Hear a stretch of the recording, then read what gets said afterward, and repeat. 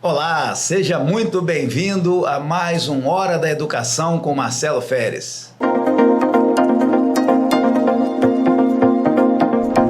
Hora da Educação, com Marcelo Feres. E mais uma vez estamos aqui no nosso encontro Hora da Educação, que é sempre uma oportunidade para que a gente possa estar divulgando as ações, trazendo alguma novidade. E dessa vez nós vamos estar falando particularmente da dimensão da ciência e tecnologia.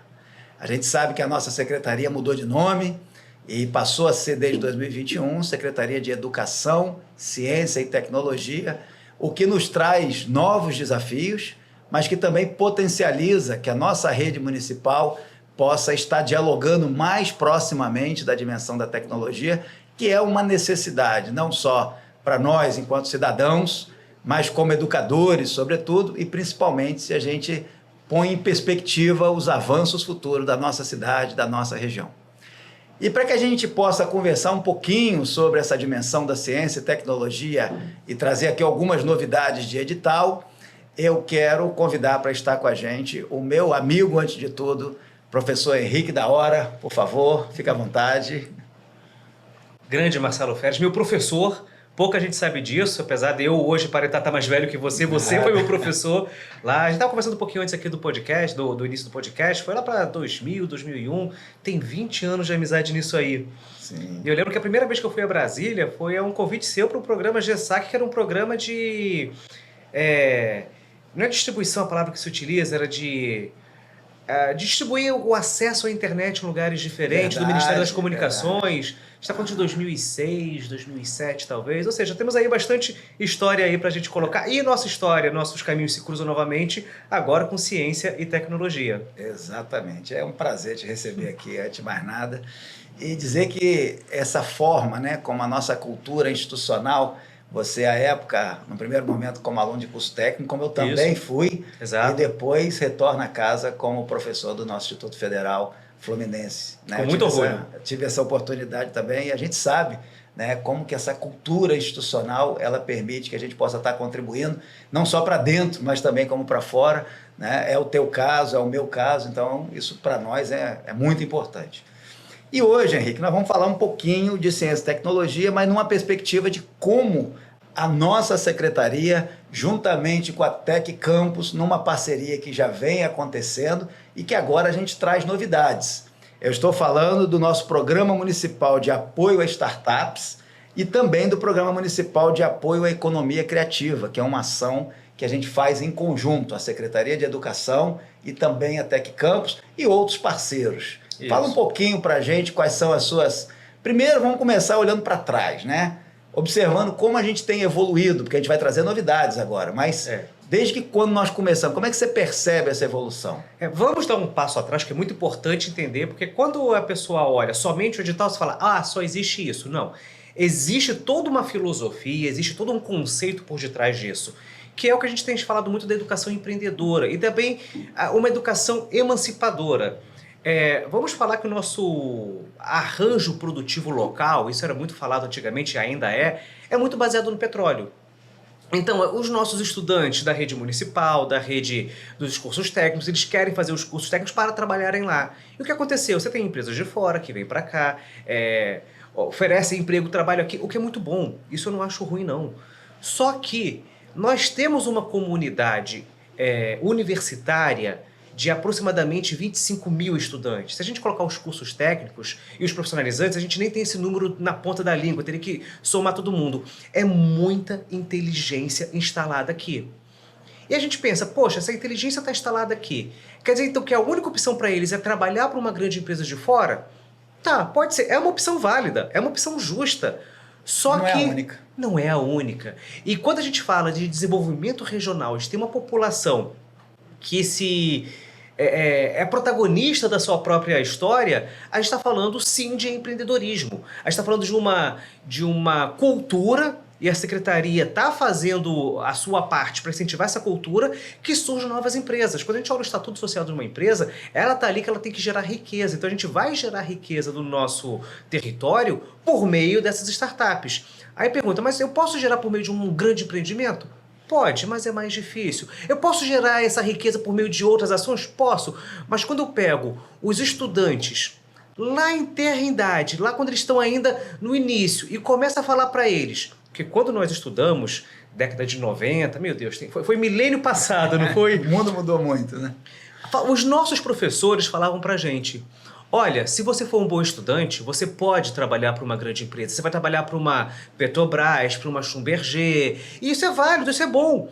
Mas hoje nós temos que chegar para os nossos estudantes e falar: olha, se você for um bom estudante, se você for criativo, se você for inovador, você pode sim trabalhar para uma outra empresa, mas você pode fundar uma grande empresa. Então esses programas, eles estão arraigados, eles estão fundamentados numa filosofia, que é a filosofia de uma educação emancipadora. Ele pode aquilo que ele quiser, inclusive fundar uma startup. E a gente tem que lembrar, Marcelo, que a gente tem aqui no nosso território. Eu vou falar do Instituto Federal Fluminense porque eu sou criado lá e hoje eu sou professor de lá, mas tem o Instituto Federal Fluminense com engenharia de controle de automação, engenharia elétrica, engenharia mecânica, engenharia da computação, design, tem as licenciaturas que elas têm uma base tecnológica muito forte, tá aí a nossa querida Suzana da Hora, que fez um estudo, um doutorado em informática na educação, ou seja, tecnologia nessa área de ensino. Temos a UENF em biotecnologia, em medicina veterinária, tem as engenharia civil, engenharia, me fugiu agora o nome, mas não é exatamente mecânica, aquela de materiais, exato. E aí a gente pode sair da UENF, que são as públicas com mais tecnológicas, você tem a UF com aquelas ciências sociais aplicadas, com economia, ou seja, como é que funciona essa dinâmica. Vamos para as privadas, a gente tem Isicenza, Cândido Mendes, Universo, Estácio, que configuram uma inteligência instalada aqui, e o município não vai fazer nada? O município não vai se apropriar disso? O município não vai ter uns programas que vão interagir essa inteligência instalada aqui em prol do próprio município, em prol da própria população? Então por isso que a gente fala, esse programa, ele parece só um edital. Não é só um edital. Ele é uma forma fabulosa, e eu preciso falar isso, fazer aqui só uma declaração de não tenho conflito de interesse. Apesar de nós sermos amigos, você ter sido meu professor, eu não tenho vínculo com a prefeitura, eu não tinha vínculo com a prefeitura anterior, não tenho vínculo com o prefeito, etc. Mas eu preciso falar, é um programa que começou na gestão anterior, a gestão atual olhou, viu o valor e prosseguiu. Isso é de uma maturidade do gestor público que eu preciso falar. Que bom que quando você chega e você fala, olha, isso aqui é bom, vamos continuar. E é difícil, vamos continuar inclusive com o mesmo nome, porque a população já abraçou o nome. Então foi de uma maturidade da gestão pública muito importante. Mas depois desse comentário que eu acho muito válido, nós temos uma inteligência instalada aqui muito grande e o município tem que ter sua cota de responsabilidade em aproveitar, tem que ter mecanismos de fazer aquilo que, na minha opinião, é o mais difícil na ciência e na tecnologia. É transformar ciência em tecnologia. É conectar o que existe nas universidades, nos laboratórios de pesquisa, com as demandas da sociedade. E como é que a gente tem feito isso? Tem um leque de opções e o que nós optamos em fazer chama-se empreendedorismo. Por meio do empreendedorismo, a gente vai pegar aquilo que é produzido nos laboratórios, nos grupos de pesquisa e vamos fomentar, vamos dar um apoio. Nós falamos muito do que a gente chama de tríplice hélice. Eu não vou dar uma aula aqui porque isso é muito chato. Eu quero fazer só um pequeno resumo. A inovação acontece, o desenvolvimento regional acontece quando eu tenho três atores, três forças trabalhando muito efetivamente juntas.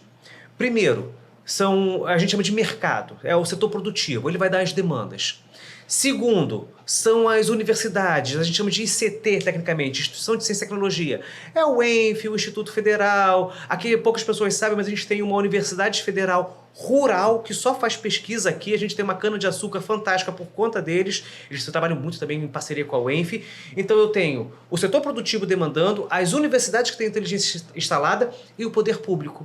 Aí fala, qual que é o papel do poder público nisso?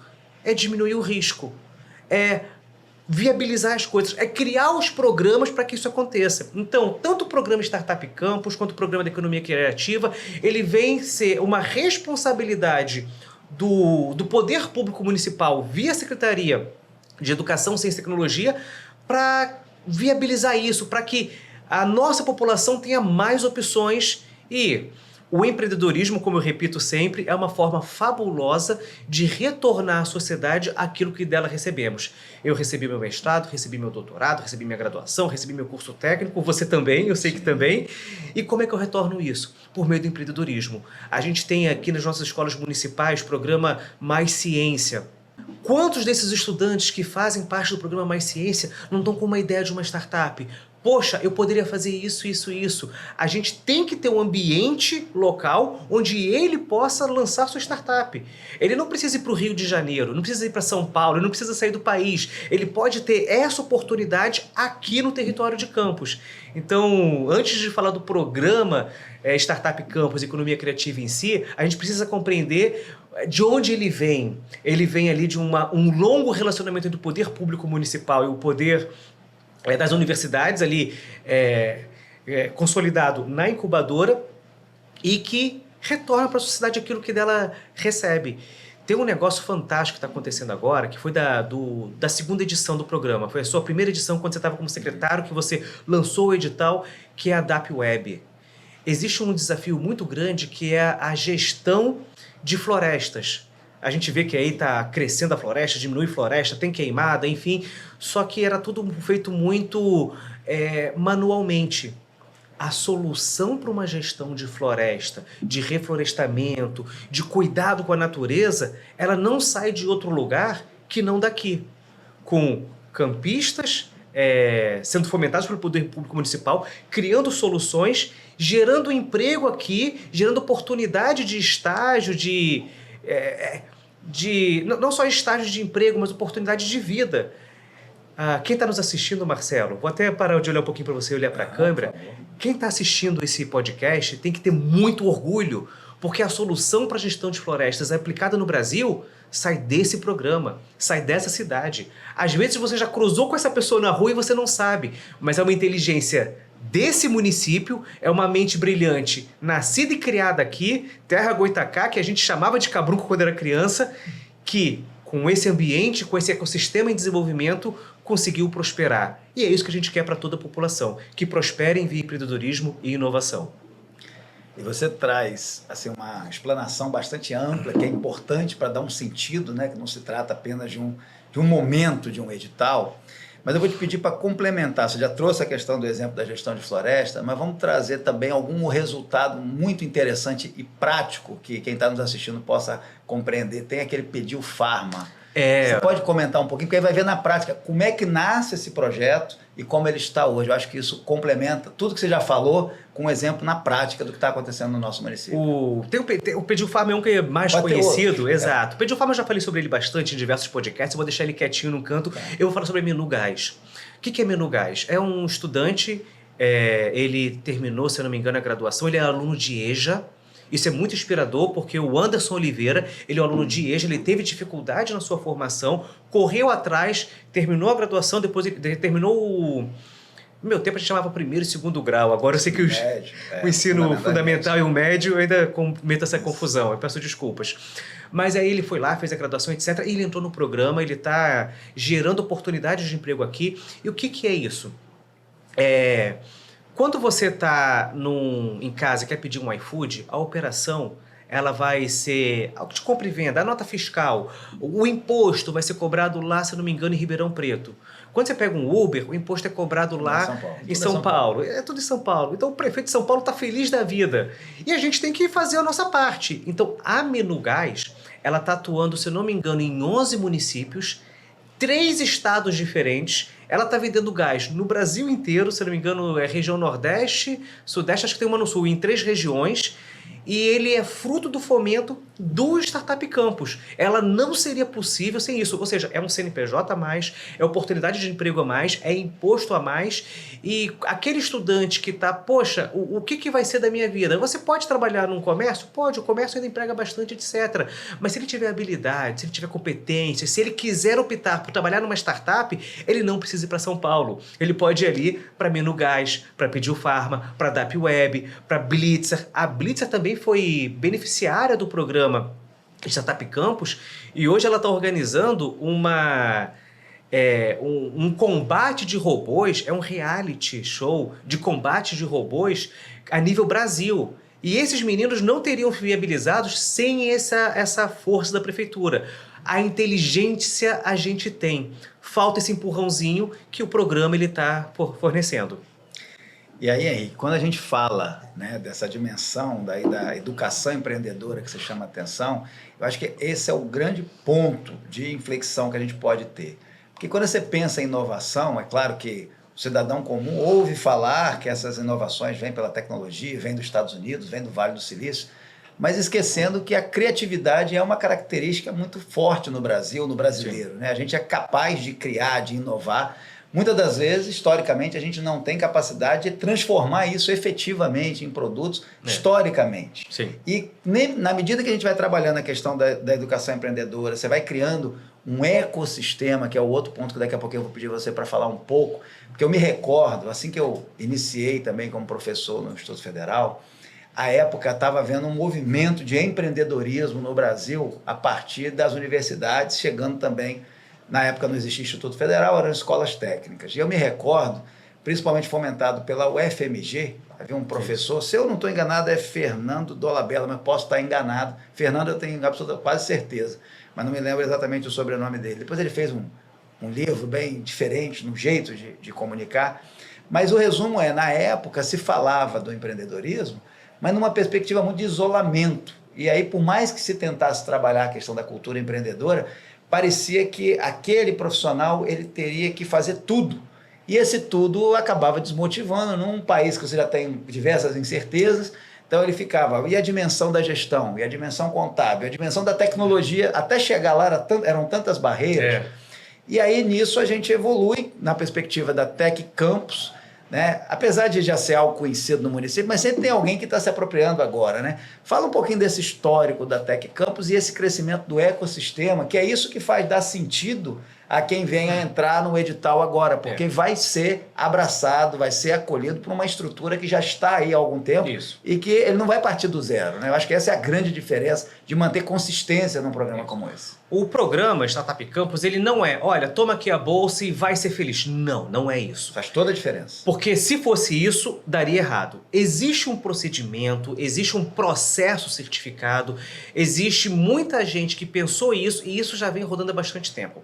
A Tec Incubadora, a gente chamava Tec Campus antigamente, a gente ainda não mudou o nome oficialmente, mas a gente tem chamado ali pelo apelido Tec Incubadora porque campus ficou pequeno. Tem São João da Barra, tem Macaé, e ali a gente está tentando atrair, porque a gente tem que pensar o nosso desenvolvimento de maneira integrada, mas o nome oficial ainda é Tec Campus.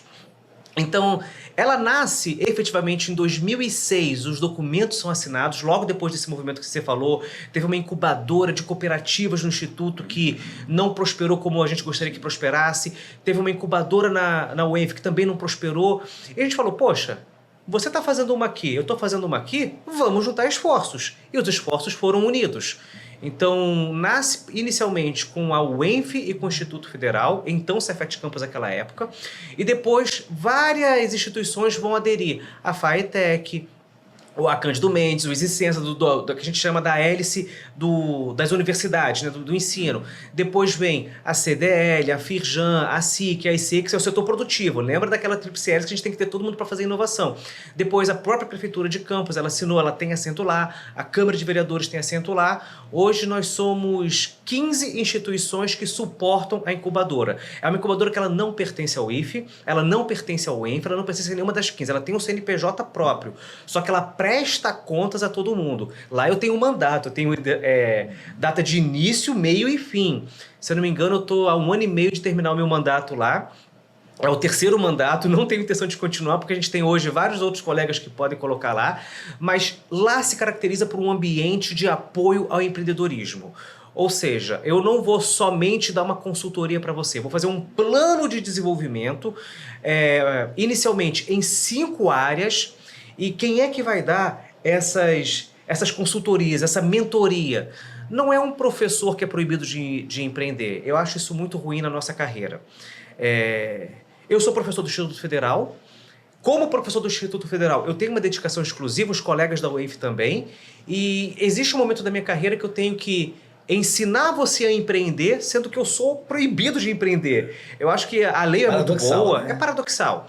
Então o que a gente fez lá? A gente conseguiu diversas fontes de recursos contratar empreendedores mais experientes dessa área para mentorar os novos. Porque empreendedor fala melhor com o empreendedor. Então você vai ter que ter lá, por exemplo, uma consultoria em marketing ou mercado. O que é isso? Quem que é o mercado? Você desenvolveu isso aqui. Quem é teu cliente? Meu cliente são essas pessoas com essa característica. Como é que você alcança esse cliente? Então, eu vou fazer lá as metodologias para você identificar quem é seu cliente, qual é o comportamento dele, como é que você alcança ele. Esse é do mercado.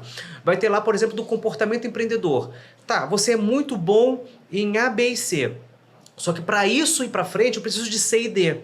Como é que eu faço C e D? Ou eu desenvolvo essa competência, ou eu contrato alguém ou arrumo um sócio. Então, todas essas reflexões vão ser feitas de modo estruturado, num programa que vai levar 18 meses para garantir esse sucesso. A gente trabalha muito com uma taxa de sucesso de aproximadamente 60%, 70%, o que é muito bom. Ou seja, a gente tem prosperidade. A gente olha outros programas que tem ali 30% de perseverança, 40%. Quer dizer, então, que o processo está muito azeitado e ele consegue retornar para a sociedade. Porque, Marcelo, a gente está falando de recurso público. A gente tem que ter muita responsabilidade quando trabalha com recurso público. A gente sabe que nos programas anteriores, e a gente está olhando para os programas como FINEP, BNDES, CNPq, CAPES, que nem todos os projetos que entram, eles saem com sucesso. Mas a gente vai garantir todo o aparato da incubadora, todos os seus mecanismos que a gente tem à nossa disposição para que o sucesso dependa só do empreendedor. Todo aquele suporte que ele precisar, ele vai ter na incubadora. E isso faz toda a diferença, né? Porque é a partir desse apoio, dessa estrutura, que você consegue pensar em 18 meses. Porque, do contrário, ele pode ficar ali engatinhando, rodando em círculos e não conseguir avançar para aquilo que ele tem de melhor. Exatamente. E isso já é um avanço que a gente iria anunciar de maneira mais eloquente, mas o programa até então tinha 12 meses. A gente olhou, olha, 12 meses dá? Dá. Mas se essas aqui tivessem mais 6 meses, o índice de sucesso seria maior. E aí, numa reunião que a gente fez, fala, então vamos fazer 18 meses e se é 18 meses que precisa, são 18 meses que serão feitos. E assim fizemos. E estamos muito felizes que agora a nossa taxa de sucesso, que já era boa, deve melhorar ainda mais. A gente está aperfeiçoando, né, o modelo, nós estamos na fronteira aí, quando a gente vai avançando para esse tipo de experiência. Então, certamente, os resultados do passado são guias para que a gente possa ir aperfeiçoando e aperfeiçoando também num processo contínuo, naturalmente, né? A gente vai verificar, na medida que rode agora esse edital, a gente vai verificar se há outros ajustes, porque isso tudo representam legislações próprias, né, específicas, para que a gente tenha a condição de dar continuidade. Mas é esse o clima que a gente vê, é essa parceria, faz com que a prefeitura também se sinta cada vez mais segura. Que para dar os primeiros passos, Henrique, é bem difícil. Depois que já se começa a caminhada, mais parceiros vão chegando, porque meio que vai um dando suporte ao outro. E a prefeitura tem esse papel de estar próxima também nesse sentido. Mas eu queria te ouvir um pouquinho sobre economia criativa. Uma coisa que às vezes fica um pouco apagado e não deve ficar apagado porque é muito importante a economia criativa. A gente tinha um cluster que é a economia criativa. Primeiro, o que é a economia criativa? É aquilo que vem da criatividade. Então você vai escrever um livro. O livro ele é um direito autoral, economia criativa. Você vai produzir uma peça de teatro, economia criativa. Você tem um artesanato, economia criativa. Você é um designer de modas e sabe que o pano ele é um preço só. Mas se eu faço um desenho específico, é uma expressão da criatividade. Então quando a gente fala daquela economia que é uma expressão da criatividade humana, a gente chama de economia criativa. Havia e ainda há uma certa expectativa que poxa, eu sei que tem muito dinheiro para a economia criativa, mas eu não sei chegar nele. A gente está falando ali de programas do Ministério da Cultura, editais específicos de FINEP, tem agora aquela legislação do Aldir Blanc, se não me engano, o nome da legislação, que ele vai injetar recurso. Só que esse recurso, Marcelo, a gente não bate na porta e fala, eu quero. A gente tem que apresentar um projeto. E esse projeto ele tem que ter avaliação de riscos, ele tem que ter lá uma introdução, uma pequena avaliação de mercado, ele tem que ter uma projeção do quanto que ele vai faturar ou qual é que vai ser a monetização dele. E a gente descobriu, ao longo do nosso relacionamento com essa comunidade, que eles não tinham muita habilidade para escrever projetos. O que nós fizemos? Chamamos a própria comunidade. Quem está coordenando esse programa é a Mariana Fagundes, que ela é dessa área, ela é uma captadora de recursos da economia criativa, e a gente bolou um curso que dura alguns tempos, que dura, salvo engano, 4 meses, ou não sei se agora está com 4, a audição passada foi com 4, não sei se alterou, mas que tem um período, 6 meses, tem um período que vão ser encontros semanais onde cada edital ou cada fonte de recurso será estudada, será aprofundada e vai dizer, olha, aqui você precisa fazer isso, precisa fazer aquilo. E o final, ele vai ter as habilidades e competências necessárias para olhar o seu próprio negócio, a sua própria criatividade e expressar isso num projeto que é o que as agências precisam, que é o que eles demandam. De um modo pragmático, o dinheiro está lá, a gente só não sabia como pedir. É um curso para ensinar a comunidade de economia criativa a acessar esses recursos que já estão lá. Então, serão concedidas 20 bolsas para que esses atores da economia criativa se capacitem e façam captações nas diversas fontes de fomento que estão disponíveis. E assim a gente vai ter mais cultura à disposição da nossa sociedade. A gente está aqui na região da Baixada Campista, que teve o Coronel e o Lobisomem, tem aquelas histórias que não foi filmado aqui, mas a ambientação da Escravizaura é aqui. Nós temos muita cultura no nosso município e não podemos deixar isso cair. Então esse programa é de apoio a essa comunidade para que eles consigam crescer e capacitar recursos nas fontes que estão disponíveis. E quando você chama atenção para o desenvolvimento de projetos, eu acho que esse é um fator chave. Porque até mesmo para os nossos alunos, né, uma intervenção que a gente pode estar fazendo nos currículos, se já não fazemos, é justamente fazer com que os alunos já comecem a antecipadamente compreender que não basta saber. Ele tem que começar a pensar em como comunicar, como estruturar, como planejar, porque isso tudo passa por uma etapa de planejamento. Eu vejo que, na medida em que a gente está tendo a oportunidade de estar promovendo os editais, eles servem também de guias, de orientações para aqueles alunos que estão na graduação ou que já estão na pós-graduação, enfim, para além, é claro, de quem já está no mercado. Ou seja, você continua estabelecendo um aculturamento de que é preciso entender de projetos, é preciso saber redigir projetos. Isso ajuda a consolidar ideias, né? Porque não adianta você ter uma ideia e não conseguir dimensioná-la de uma maneira mais concreta. A ideia é o início, não é o fim. Exato. Você sabe, uma coisa que eu sou muito crítico da nossa educação em geral, acredito, não sei se eu já conversei isso contigo, mas espero que você concorde comigo. Na escola, a gente estudava lá a Revolução Francesa. Pô, bacana a Revolução Francesa, mas é muito centrado na Europa. Depois a gente vai estudar as formações das colônias americanas. É bacana, etc., mas e a nossa história? E a nossa própria cultura? Eu descobri há pouco tempo que a primeira luta armada contra o regime militar, ou contra a ditadura militar, como preferir falar que não tem problema com isso, foi feito aqui em Pedra Menina, fica acho que a 200 quilômetros daqui. Eu não sabia disso até ter estado lá e conversado com as pessoas. Aqui, quando você está no aquele quadrilátero cultural, que eu acho fantástico, o Liceu, a Vila Maria, etc.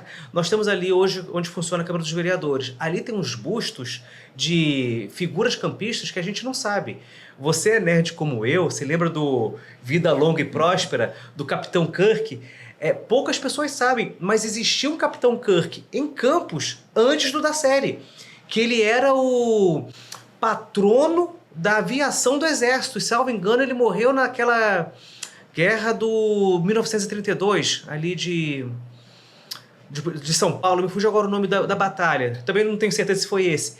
E aí apareceu na Economia Criativa uma proponente, uma professora de história que queria escrever os livros de história baseados nessas áreas. Gente, se não é ela escrevendo aqui, não vai vir alguém do Rio, de São Paulo, de Minas para escrever. Então a gente tem que ter os mecanismos para fomentar esse tipo de ação, esse tipo de livro, porque se não for um campista contando a própria história, com apoio, não vai sair. O Wesley, que é um jornalista, o Wesley Machado, ele estava fazendo mesma coisa, era um livro, né, direito autoral. Estava escrevendo um livro sobre a história do futebol campista, e ele é riquíssima. A gente vê hoje que existe o americano e o Goitacás, mas existiu muito anteriormente. Ele fala que existia times de futebol de usina, é a nossa história. E se a gente não tiver os mecanismos para que isso se torne um livro que ele vai ter um valor, um livro que ele vai ser produzido, um livro que existem editais para serem fomentados, ele não vai para frente. Não basta a criatividade dele, ele tem que ter os projetos. E o programa vai justamente nesse entrave, induzindo. estimulando ali onde havia aquele entrave. E eu fico muito contente de poder fazer parte disso. Com certeza. Você traz aí a questão da nossa memória, sobretudo quando a gente pensa na memória do nosso município, né, que tem uma riqueza muito grande. O nosso arquivo público ainda guarda materiais ali que são de valor absolutamente incrível, independente Únicos. da discussão do momento que a gente está ali, que a gente espera que seja superado o quanto antes, mas o que a gente tem de memória, de fontes, acaba sendo alvo de muitos pesquisadores de fora que acabam Sim. precisando buscar essas informações. Então, essa indução e essa valorização, que a gente acabou ficando muito na orientação curricular no passado, até muito Sim. recente, né, de forma muito direcionada para aquilo que era um modelo mais de fora para dentro do que de dentro para fora. E isso estabeleceu, talvez desde o nosso processo, né, de início com as capitanias hereditárias, então sempre uma supervalorização do que é externo, do que é exterior, e uma desvalorização. E se a gente trouxer isso para a nossa cidade, a falta da autoestima atrapalha. Se a gente olha, mas aqui em Campos sempre foi assim, aqui em Campos é isso, é aquilo, o que a gente pode esperar que seja diferente? Quando, na verdade, nós não temos nada de pior. Quando eu trato a dimensão da educação, por exemplo, eu costumo comparar a realidade do IDEB municipal, até porque a gente vai ter o SAEB muito em breve agora, né, nas próximas semanas.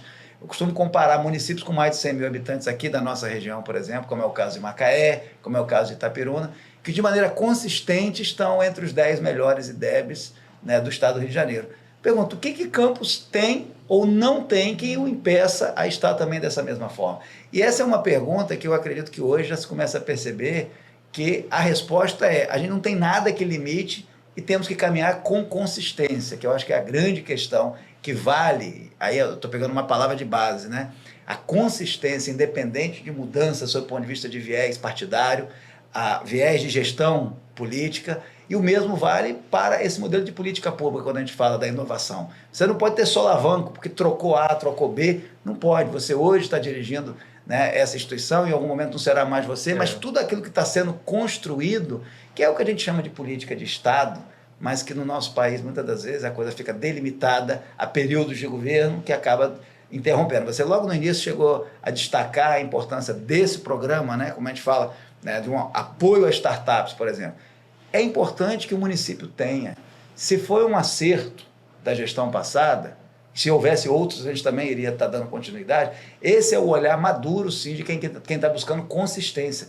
E agora a gente tem que fazer isso, avançar cada vez mais, mudar, aperfeiçoar. E o que a gente espera é que quando nós passarmos, você no teu papel, eu no meu, enquanto momento histórico, né, e esse governo, por exemplo, que futuros governos também deem continuidade a bem da população, a bem da educação, a bem da ciência, da tecnologia e inovação. Então isso tudo passa também por autoestima, você vê que há uma conexão. Quando eu não acredito na minha terra, quando eu não conheço a minha história, tanto faz como tanto fez. E não dá mais para a gente não reconhecer que as condições que Campos tem hoje, o desenvolvimento está vindo ainda de fora para dentro. Então você tem o reflexo do Porto do Açu, o reflexo agora da própria mudança no perfil agropecuário regional, aqui ele começa a dar sinais de que a gente tem toda uma capacidade de continuar crescendo e inovando. E aí você tem toda essa agenda verde que também se coloca presente, ou seja, os desafios estão dados. Então, para quem gosta de pegar problema e ficar matutando para tentar encontrar solução, então você tem a Tec Incubadora como um grande caminho de apoio, porque às vezes ter a ideia pode parecer que é tudo, e na verdade é quase nada em relação a transpiração e inspiração, como dizia Einstein. Tem um caminho muito longo nisso e eu gosto muito de reverberar o que você acabou de falar. A solução não vai vir de fora, a solução vai vir daqui. A gente estava conversando um pouco antes sobre a cultura de Campos, etc. Você conhece aqui, como eu, que é campista, existe o chuvisco. Aquele do sim tão tradicional, não existe casamento em Campos sem chuvisco. Chuvisco ainda não tinha indicação geográfica, ainda não tinha esse reconhecimento nacional sobre isso. E aí mandar um abraço para o teu colega, nosso amigo, o professor Almir, que é o secretário de a agricultura, pecuária, eu não sei exatamente o nome da secretaria, mas é o pessoal Almir, que ele está conseguindo, com os esforços ali, resgatar essa cultura. E esse é um grande exemplo que, se não for o secretário de Agricultura a organizar, a fazer, ninguém vai fazer. Se não for o secretário de Educação, Ciência e Tecnologia a fazer Ciência e Tecnologia, ninguém vai fazer. E aí a gente, fazendo um pouquinho, a gente percebe que existe... Você fala assim que vem muito de fora para dentro a questão tecnológica. E é verdade, eu não vou negar isso não. Mas a gente já tem grandes exemplos que começam a exportar. A gente tem aqui a Rovec, uma empresa que foi apoiada pelo nosso polo de inovação, foi apoiada pela Tec Incubadora. Ele já chegou um pouquinho mais maduro e não precisou do Startup Campus, ele estava um pouquinho mais maduro antes. Mas talvez você cruze na rua, pegue um ônibus, esteja no trânsito, olha para o lado, e é um cara que foi responsável pelo desenvolvimento de um rover, um robô automatizado, que faz inspeções em galerias, já fez inspeção na SEDAI antes de ser vendida. O aeroporto Galeão, a grande porta de entrada para o Brasil, toda aquela inspeção daqueles dutos foi feita por uma tecnologia, não é que foi feito por um campista, foi feito por uma tecnologia campista, o que é melhor ainda. Não era um campista operando a tecnologia, era um campista desenvolvendo a tecnologia. E isso faz toda a diferença. E aí eu te digo, a gente que está vivendo a realidade de campo, quando você diz exatamente isso, né, que é de dentro para fora, porque aqui também nós temos muitos desafios que, se a gente consegue ajudar a resolver aqui para nossa própria casa, certamente a gente vai ajudar muitos outros. Só para uma provocação de reflexão, né, não é indução nem nada, mas o desafio de um município de 4.000 quilômetros quadrados, o maior do estado do Rio de Janeiro, quando você pensa na dimensão do transporte e correlatos, tudo que puder, de alguma maneira, contribuir para que a gente supere, porque é um desafio que está ali colocado. As consequências são vividas no dia a dia e, eventualmente, a gente pode... E vai ser de onde aparecer primeiro a solução ou mecanismo de apoio. Na verdade, não é mágica. Nós não estamos falando aqui de uma lâmpada de Aladim que vai fazer teletransporte de matéria, não é disso. Mas que meios, porque todos convivemos, de alguma maneira, com as limitações de um município muito grande. Mas você vai para a região norte do país, esse município, Campos se torna pequeno. Então a gente tem um desafio que está dado, a título de exemplo, e que há tantos outros municípios que também precisam de soluções desse. E assim é um sem número de desafios que a gente convive e por vezes a gente naturaliza. Já exportamos café, já exportamos cana, ainda exportamos cana, já exportamos petróleo, ainda exportamos petróleo, começamos agora a exportar soja, e por que não vamos exportar tecnologia? Exato. E por que não vamos exportar inteligência? Tem tudo para acontecer. Perfeito. Olha, eu vou dizer, esse tipo de bate-papo é o que alimenta a nossa esperança em dias melhores, é o que faz a gente enxergar que temos potencial, que temos toda a competência e toda a condição. E principalmente, sabe, Henrique, nós estamos avançando. Não é possível mais a gente parar com essa inércia de movimento, ela tem que estar sendo acelerada. E quero te agradecer muito porque você sempre foi um entusiasta, eu posso dizer, desde muito cedo, né? Você já era aquele perfil que não parava quieto em momento algum, já como aluno ainda de ensino médio, e continua até hoje com essa inquietação. Mas é essa inquietação que é a inquietação que faz a gente avançar, que nos faz, como professor, certamente, né, os seus alunos sabem como que você se coloca de forma dedicada, porque você acredita no que faz. Então, quero te passar aqui já para as suas considerações finais, dado que o nosso tempo aqui voou, né? E vamos divulgar efetivamente, aproveitando a sua oportunidade aqui, né, esse nosso novo edital que está já na praça. Olha o edital no Portal Pai, está lá todas as instruções, os formulários a serem escritos, está simplificado, e nós queremos que a sua ideia inovadora saia do papel. A Prefeitura vai te ajudar com isso, a Secretaria Municipal de Educação, Ciência e Tecnologia lançou o edital para isso, e nós na Tec Incubadora sabemos como te ajudar e queremos. Traga a sua ideia para a gente que a gente vai te ajudar. É isso aí, assim que a gente vai concluindo esse nosso super bate-papo, trazendo esperança, perspectiva de que a nossa campus e que o nosso país pode ser melhor. Muito obrigado por estar conosco em mais esse Hora da Educação com Marcelo Feres. Espero você no nosso próximo encontro. Até lá! Hora da Educação, com Marcelo Feres.